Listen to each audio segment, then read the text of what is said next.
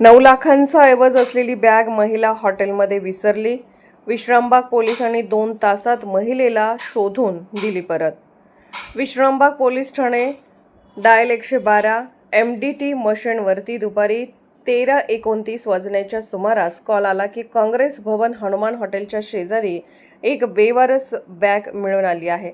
लागलीच सदर कॉलची पूर्तता करण्याकरिता काँग्रेस भवन हनुमान हॉटेल येथे जाऊन खात्री केली असता एक बेवारस बॅग ही मिळून आली.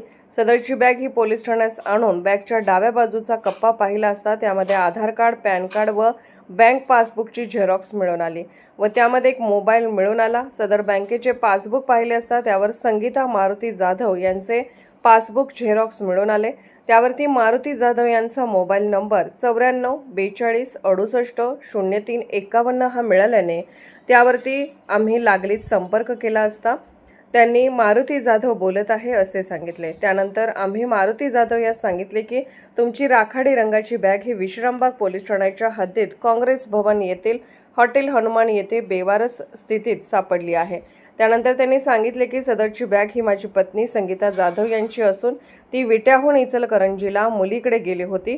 मी त्यांना व जावई चेतन घाडगे यांना विश्रामबाग पोलीस ठाणे येथे पाठवतो असे सांगितले. सदरची बॅग ही त्यांचीच असल्याची खात्री करण्यासाठी त्यांचे सांगण्याप्रमाणे सदर बॅगेस लावलेल्या कुलपाची किल्ली ही संगीता जाधव यांच्याकडे होती. ते कुलूप संगीता जाधव यांच्या समक्ष उघडले असता त्यामध्ये संगीता जाधव यांच्या बॅगेत 6 तोळे सोन्याचे गंटन व 6,150 रुपये रोख त्यांनी बॅगेमध्ये ठेवलेले मिळून आले व इतर साहित्य बॅगेत असल्याची खात्री केली असता त्यांनी माझे सर्व साहित्य बॅगेत असल्याचे सांगितले.